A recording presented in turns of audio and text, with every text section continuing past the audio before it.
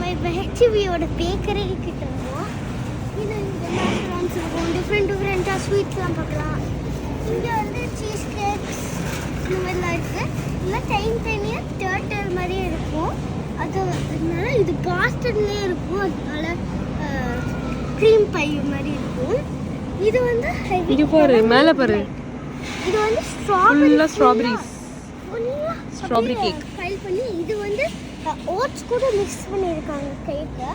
இது வந்து ஃபுல்லாக பெரிஸ் போட்ட மாதிரி இந்த மாதிரி கேக்லாம் ஃபட்ஜ் போட்டு இதெல்லாம் ஃபுல்லாக பெரிய ஃபட்ஜுங்க பாருங்கள். இதெல்லாம் நல்லா பிங்க் கலரில் ஸ்ட்ராபெரி மட்டும் இருக்கிற மாதிரி கேக்கெலாம் வச்சுருக்காங்க. எக்ஸாம்பிள் இது வந்து பர்த்டே கேக் மாதிரி. ஸோ இது ஓரியோ கேக்கு நல்லா ரவுண்டாக வச்சுருக்காங்க.